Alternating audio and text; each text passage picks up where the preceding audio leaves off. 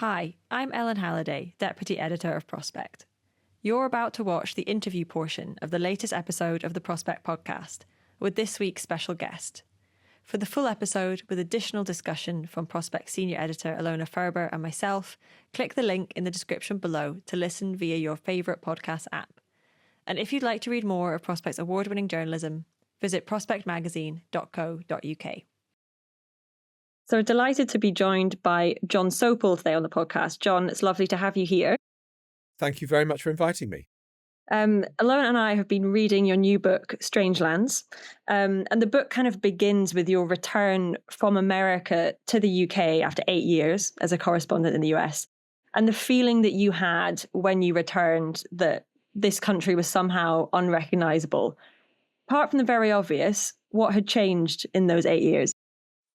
Well, it just felt slightly as though, and look, it's not like I hadn't come back in the intervening period, but it just felt like somehow our politics had gone skew-whiff. I mean, the first election that I voted in as an 18-year-old was the 1979 election. For the next more or less 3 decades, I knew 3 prime ministers: Tony Blair, Margaret Thatcher, John Major. That was it. In 2022, when I came back to the UK, we had 3 prime ministers in 1 year.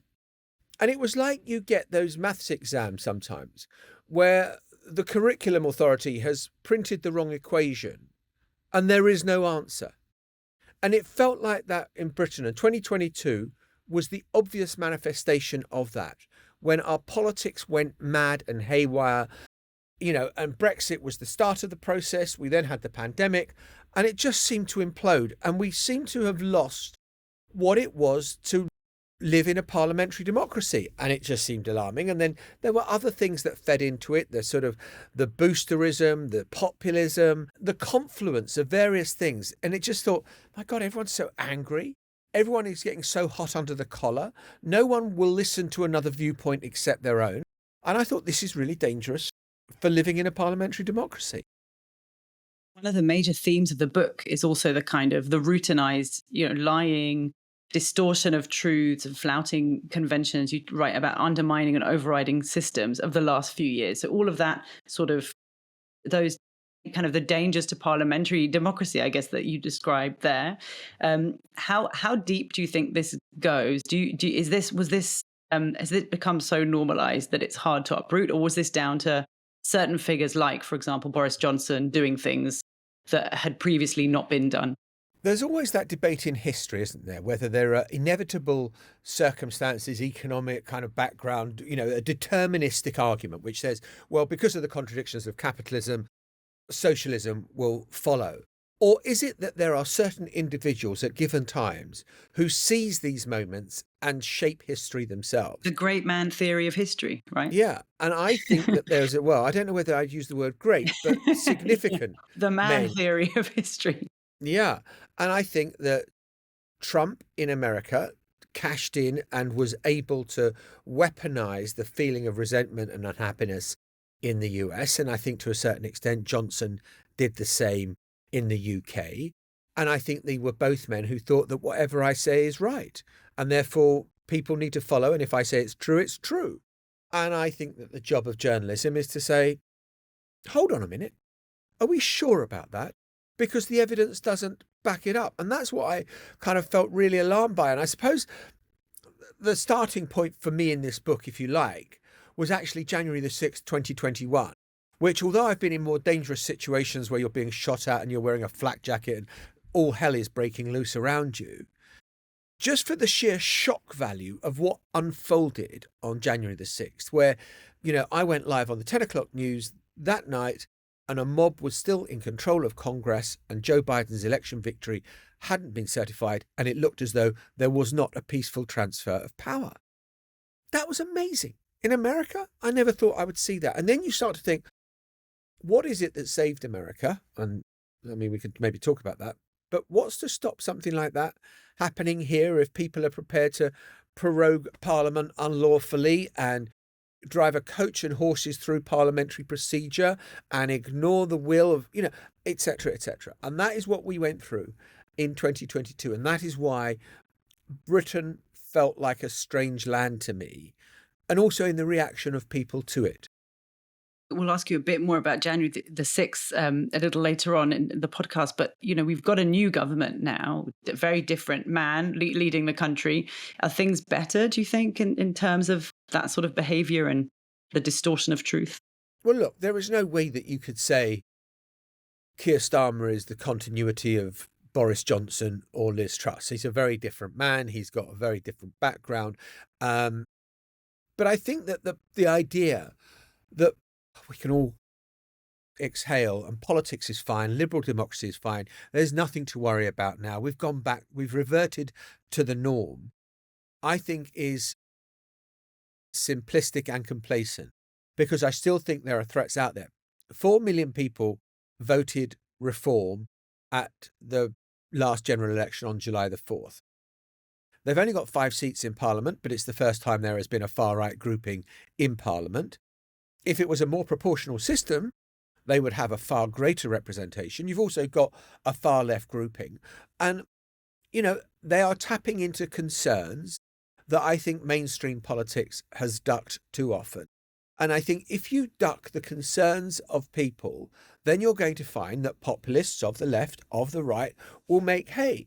And I think the reality of life in the 21st century, and probably life always, is that when people come along and say, I've got a simple solution to this, you ought to be wary, because there are very few simplistic solutions that work. Life is complicated, and I salute Starmer for saying, actually, a lot of this stuff is going to take a long time, and it's really intractable, and there are really big, deep problems. Yeah. I mean, so this summer's racist, anti-immigrant, Islamophobic riots were exactly that reminder that, you can't be complacent about the kind of extreme views in society and how those are expressed. I mean, you said you commended Starmer saying this is complicated, real solutions take time.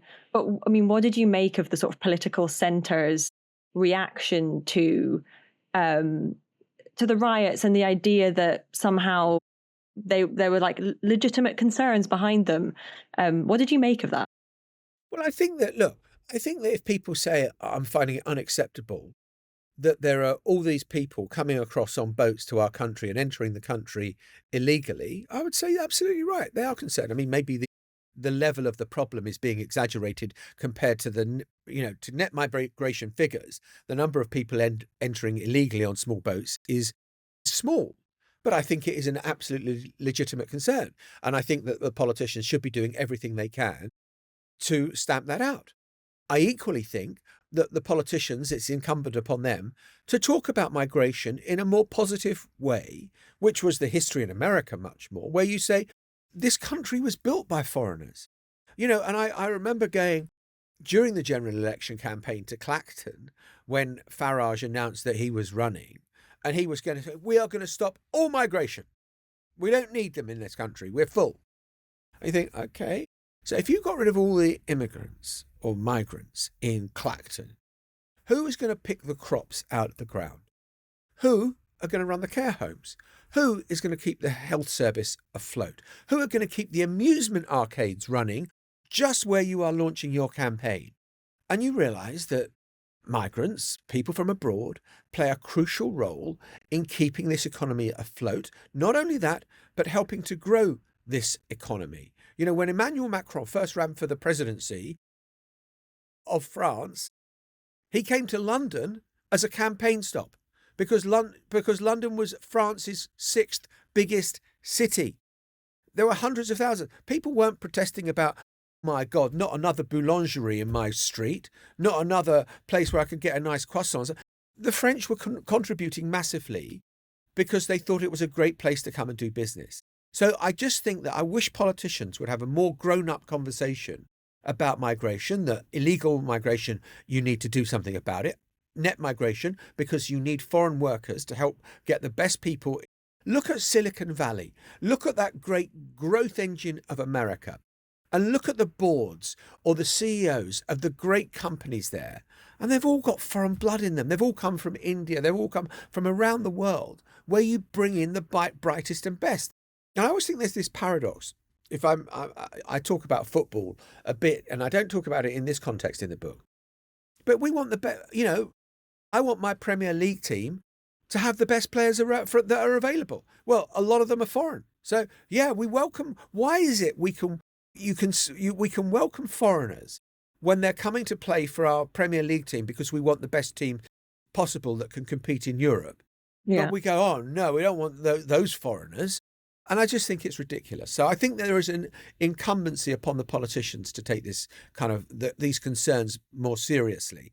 But then you look at the other aspect of it, and I know the question started a long time ago, and I'm giving a long rambling answer. is that what also happened was there was their justification. Well, if you believed the crap that was on social media, that it was a Rwandan refugee that was responsible for 3 murders in Southport, and we now know that the person had been born and was probably not a Muslim. I just think that is the trouble, that we also need to tackle the poison on social media and our propensity now to believe in conspiracy theories.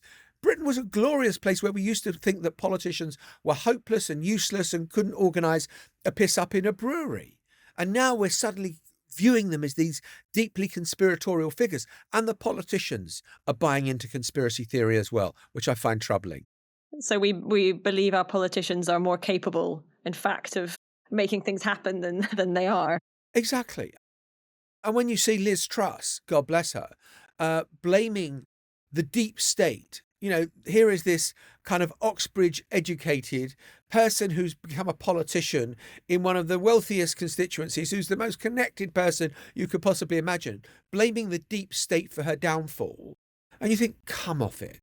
You screwed up. Own it. And I just think that some of this stuff really needs calling out. This leads us neatly onto our next question about your time in the other Strangeland, America, where you were as the North America editor for the BBC. And of course, you spent time covering the Trump presidency. Trump, who also has a certain relationship with untruths and blaming various nefarious forces for his mistakes. What was Trump like to cover when you met him? What was he like in person? He could be charming. He wanted to be flattered. He wanted to gossip. He was a great who's in, who's out, who's up, who's down. Oh, that's always fun. So there was that. But he was, if you imagine a switch that is on top of your head, and one setting is transmit, and one setting is receive, he was permanently on transmit. And so he, was he able to hear when people were pushing back? Did he want to hear that he'd made mistakes? I just remember the surreal nature during COVID in 2020, when he had been cut off from his rallies. He'd been cut off from visiting world leaders. And so for the first time, he started turning up in the briefing room at the White House. And there were only about 10 or 11 people, journalists, allowed in. And I was one of those who was regularly there. And he would stand there for 2.5, 3 hours, just talking. It's like he had nothing else to do. He's either watching TV or he's talking. And, reading, absorbing policy papers, I would think rather less of. And so he was a very odd person to deal with. I thought it must have been an absolute, look, as a journalist, it was exhilarating / exhausting, and it was probably that in equal measure. It was never dull, and you never knew what was going to happen next. And, the call I got at sort of whatever time it was in the morning saying he's got COVID and it looks like he's going to have to be carted off to hospital. And, no one knows what his condition is. You kind of gasp and think, oh, my God. The great COVID denier could be about to be brought down by COVID.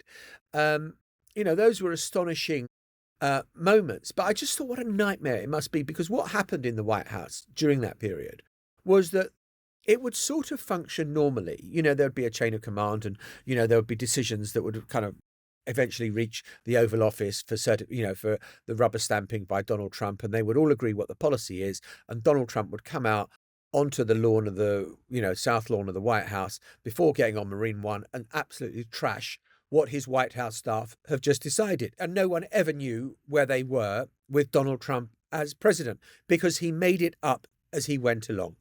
He was impulsive, mercurial. He believed the last thing he read. And it was impossible. And it was unpredictable. And it was wild. And journalistically, it led to me writing 3 books when I could barely write my own name. And it was just an astonishing time to be covering politics, the likes of which I had never seen before. You almost sound a little bit nostalgic about that, Jon.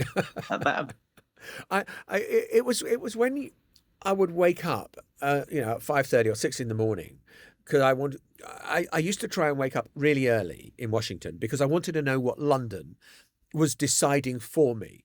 So the London meeting would take place at 9 o'clock in the morning, which was 4 in the morning in DC. So I wanted to see if there was something that they were saying, if I had been booked on a plane without me knowing to go here, there, or wherever.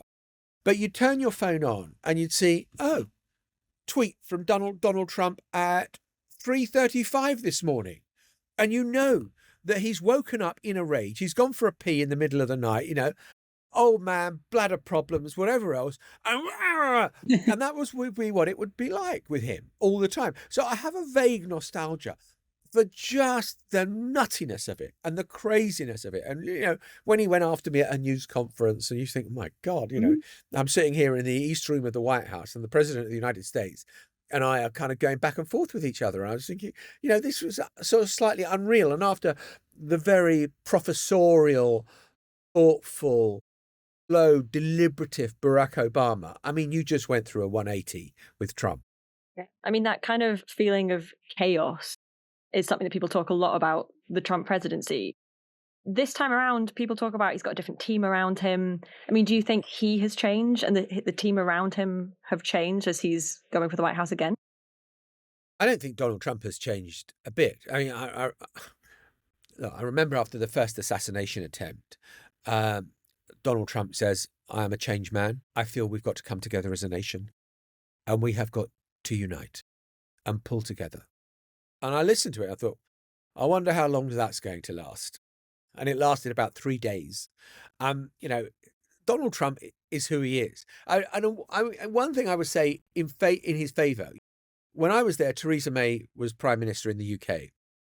You would read the tweets that would come out in her name, and you knew that they'd been written by officials and it had gone through a committee and it had been put through a sieve and everything was perfectly vanilla and bland. And with Trump's, it's block capitals, exclamation marks, misspellings, terrible punctuation, authentic. And so you kind of knew where you were. So I don't think Donald Trump has changed. I don't think he will change.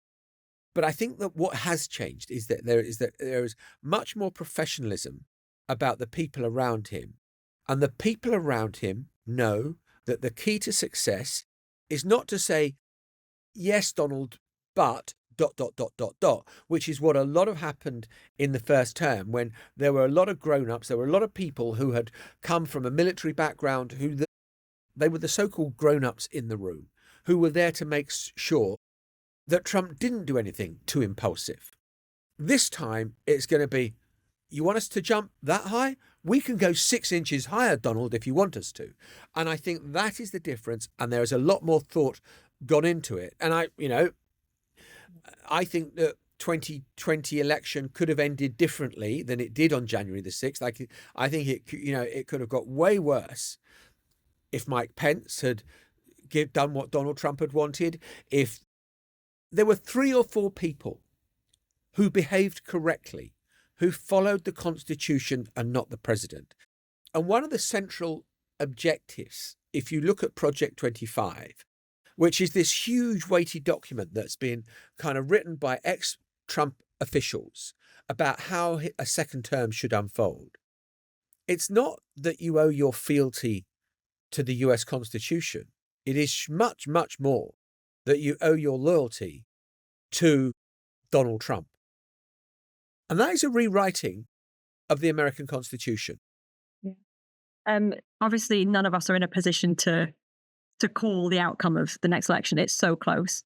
We haven't talked that much about Kamala Harris. Arguably, she has also developed a style that feels more authentic and more personal, more connects, more with particularly younger voters. But none of us can call the outcome. But what do you think both Trump and Harris are doing well, getting wrong in these final weeks, really, up to Election Day? So Kamala Harris, it has been the most remarkable turnaround And if you look at her approval ratings, you look at her likability ratings, you look at all those things, it has been flawless since Joe Biden pulled out of the race. I think with young people, with women, I think these are the key areas where the Democrats have a real kind of source of potential power.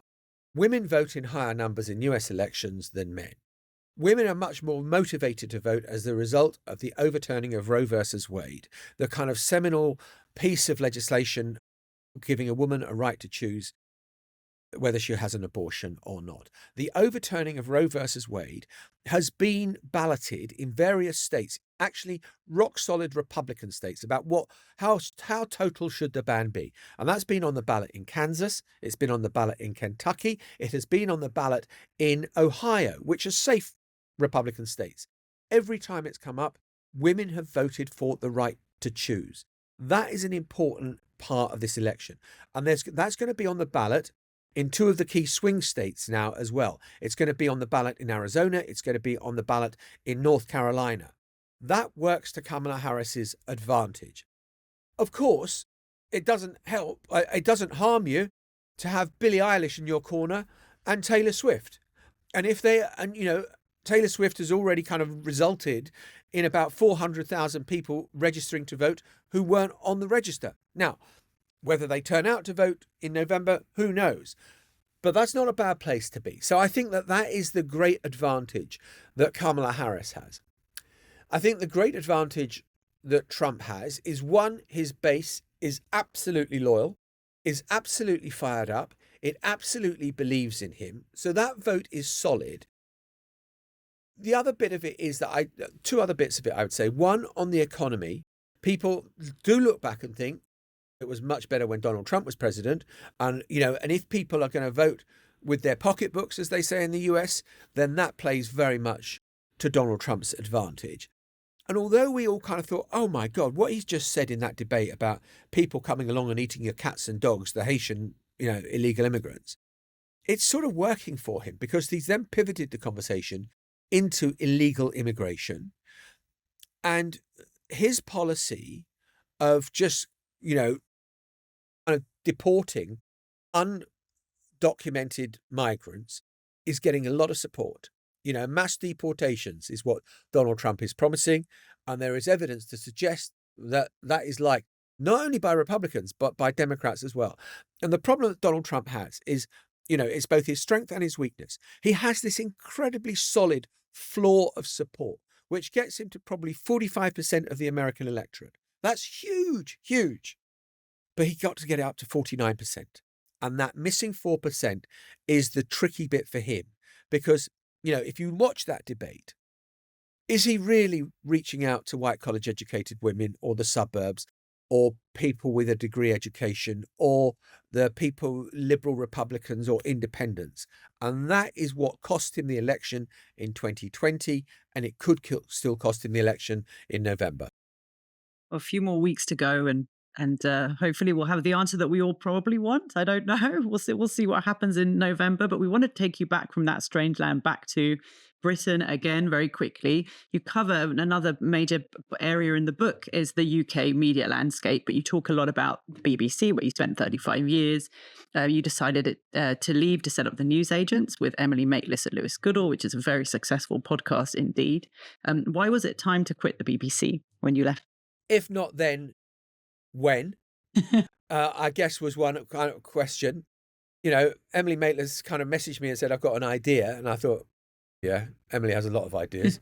Let's hear what this one is. And actually I thought, and it was just the confluence, the timing of things. I was moving back from America. I didn't really want to be political editor for a whole pile of reasons that I go into in the book. I had become frustrated a bit by some of the BBC's domestic political coverage, where I felt, you could feel the hot breath of Downing Street down the back of, some of the correspondents and the editors at the BBC. That was particularly on Brexit, right? Yeah, it was particularly on Brexit, but the hangover of that lingered. And so I wasn't sure about that. And I just thought, you know what? Let's do something. Let's just see if we can do something different. And we'll see if we made it fly. I mean, and it seemed a big risk. Yeah. but I was up for it. And I think, I'd spent my whole life. I mean, it was kind of like, you know, the stories you hear of people who've become so institutionalized as prisoners that when the warder unlocks the door and opens it and says, "You're free to go," you say, "Don't think I could do that." And there was an element of that in me. I'd been in the BBC so long, I couldn't quite imagine life on the outside. I think that the BBC has got some real challenges. I think that, he says, she says journalism just doesn't get you where you need to be when populist politicians are not playing by those rules. And I kind of was really struck by, I had a lot of latitude to call it when I was in Washington, because there was very little chance that Donald Trump or Joe Biden was going to pick up the phone and ring up the Director General of the BBC and New Broadcasting House and said, "Have you heard what Jon Sopel's just said?" They didn't know. And so I had a lot more freedom in a way that I don't think that Laura Kuenssberg or now Chris Mason would have, because there is so much scrutiny, rightly so. But I think that that can lead to a certain timidity editorially where you think, it's a bit uncomfortable, this. And you find yourself saying on the one hand and on the other. And I just sometimes think that in certain news stories, there is no on the other hand. And I think that over Brexit, we got ourselves tied in knots over it. And I don't think we served the public well. I don't care. Really, really, I don't care. I think perfectly good people can get the same facts and decide, I want to vote Reform, I want to vote Corbyn, I want to vote Labour, Liberal, Tory, whatever. But it's getting good information to them. And I think that that is essential so that people can make up their own minds about it. And I just think that sometimes that has gone. That's got lost. On the point of scrutiny, one of the kind of big stories around the BBC this week has been the criticism that came from this report from a lawyer called Trevor Assison, sort of dubious methodologies. But basically saying that Jeremy Bowen in particular had been biased in his coverage of Israel. I wondered what you thought about that and about what the BBC has done to kind of support its reporters and stand by their journalistic standards and the work that they do. Does the BBC do enough in those kind of areas? For the most part, yes. Sometimes no.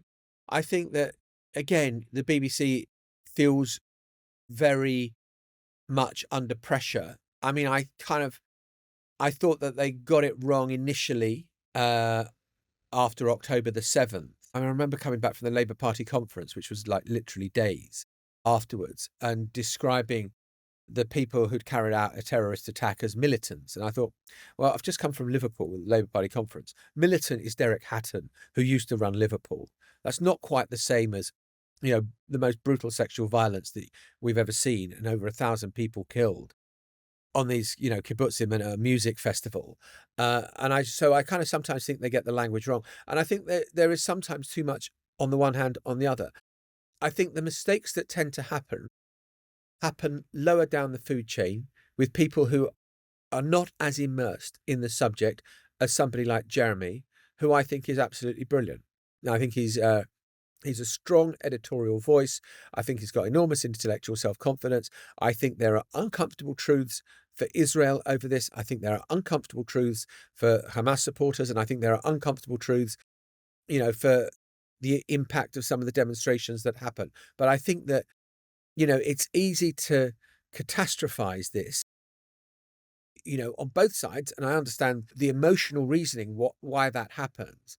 But I think you need cool heads. And I think that, the BBC overall has done an okay job but it's a bloody difficult job to get right. And you are under extreme pressure from both sides, from, pro-Israeli, pro-Palestinian groups who want it to be black and white, and it's anything but black and white. And it goes back to kind of some of the stuff I've been talking about, which is, people want simple solutions.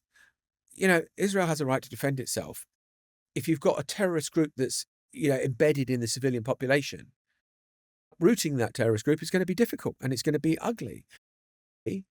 Israel dropping bombs from 30,000 feet onto a school with enormous amounts of civilian death, it's going to bring justifiable criticism.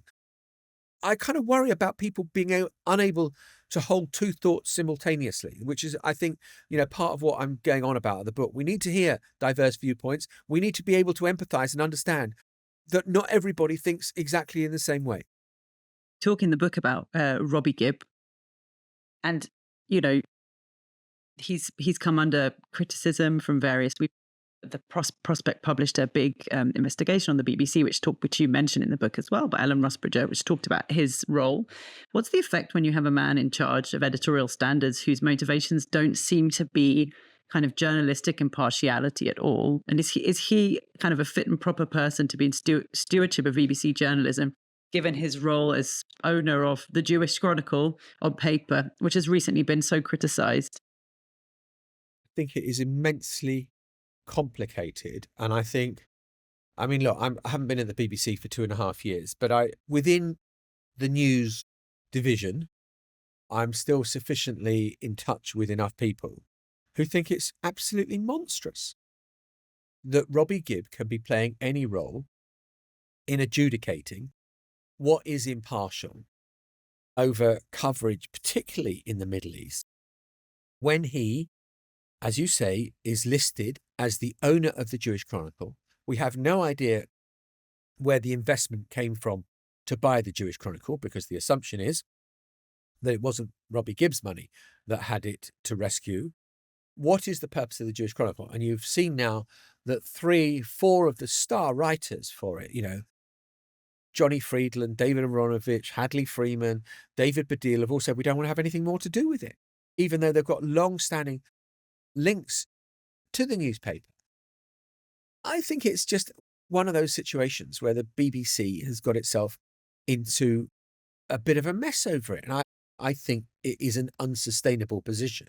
I also just thought on a practical level, the idea that the BBC could have ever appointed, say, Alistair Campbell, after standing down as Tony Blair's press secretary, to become the BBC's editorial watchdog while Labour was still in government.